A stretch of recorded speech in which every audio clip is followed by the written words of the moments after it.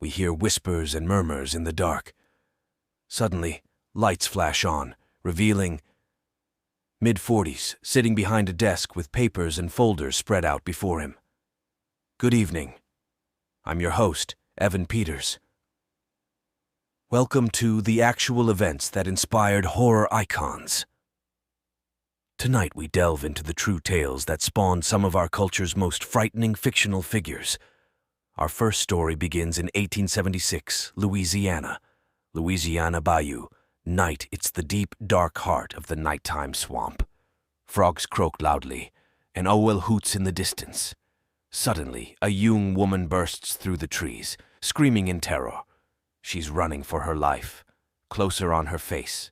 Its wide-eared panic-head coated in sweet. She keeps running, not looking back. She trips on a gnarled tree root and falls hard. Before she can get up, a huge figure emerges from the shadows behind her. We only see his silhouette at first, over 7 feet tall, muscular build. It's Vincent Price as fictional character, Dr. Henry Howards. He towers over the screaming woman, letting out an unearthly growl. She screams and pleads for her life, but it's no use. Dr. Howards descends on her with primal fury. Her screams are cut abruptly short. The true origins of Hannibal Lecter. One need only watch a few minutes of The Silence of the Lambs to understand the bone-chilling terror Hannibal Lecter could instill. But this iconic horror character was actually inspired by real-life horrors that occurred in rural Louisiana over a century ago.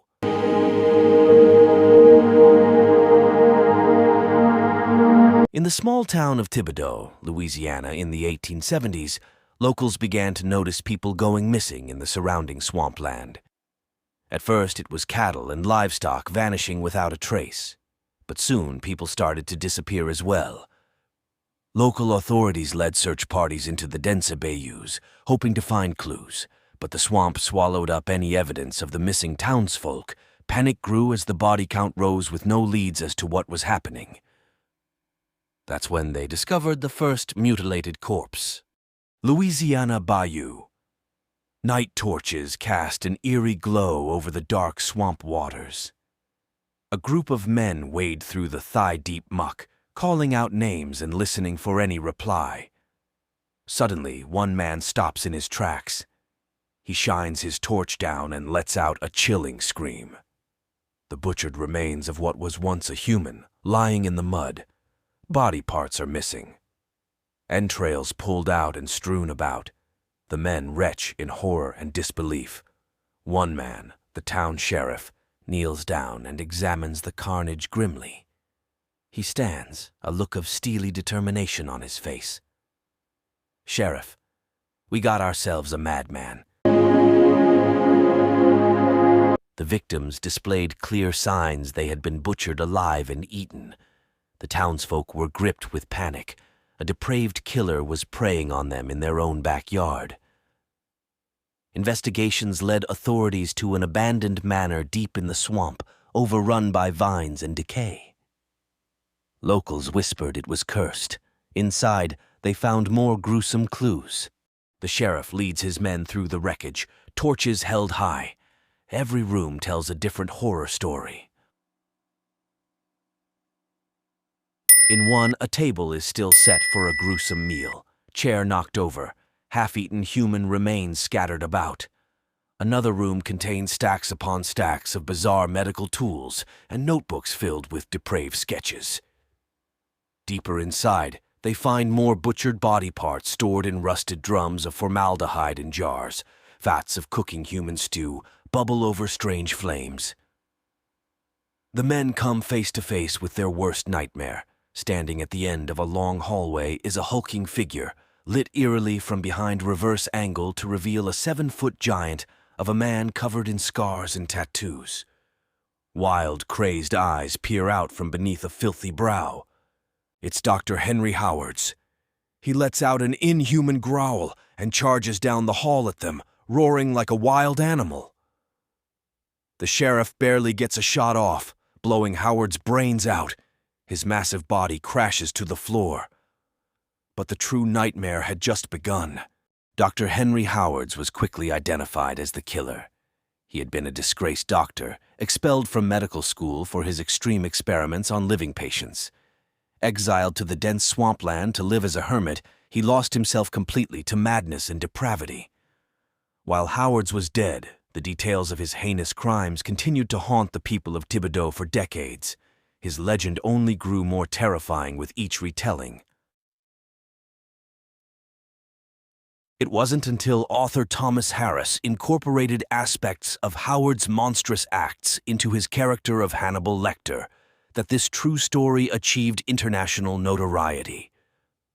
Lecter's signature combination of keen intelligence, refined tastes, and unspeakable cruelty were all inspired by the atrocities of Dr. Howards in that cursed Louisiana swamp. Our next tale takes us to late 19th century England, where another depraved killer was spawned from reality into fiction. But that is a story for another night. Thank you all for watching, and sleep well, if you can.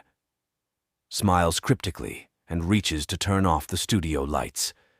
When we last left off, we had uncovered the horrific true story that inspired the character of Hannibal Lecter. Now, as I promised, I'll reveal how another iconic horror villain was born from equally disturbing real events in 19th century England. It was the autumn of 1888 in London. A dark figure was stalking the shadowy streets of Whitechapel, preying on vulnerable women in the dead of night. One by one, their mutilated bodies were discovered, slashed with surgical precision. The murderer became known as Jack the Ripper, and sent the entire city into a panic with his gruesome murders that seemed to mock the police. For over a century, the identity of Jack the Ripper has remained one of history's greatest unsolved mysteries. But what is known for certain is that the savage nature of the killings and the Ripper's ability to evade capture despite massive manhunts captured the public's darkest imaginations for decades to come. It's no surprise then that when author Bram Stoker set out to craft the ultimate story of terror in his 1897 novel Dracula, he drew heavily from the Ripper murders that still haunted London and beyond.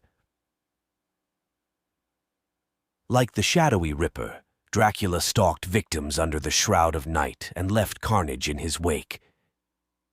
To this day, the bloodthirsty Count remains one of the most prolific icons of horror in all of fiction, due to those chilling real-life inspirations.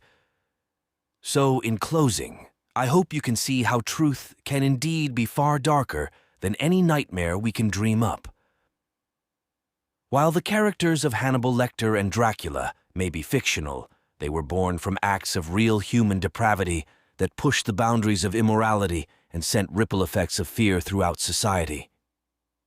It is a lesson to us all that true evil does exist in this world we share.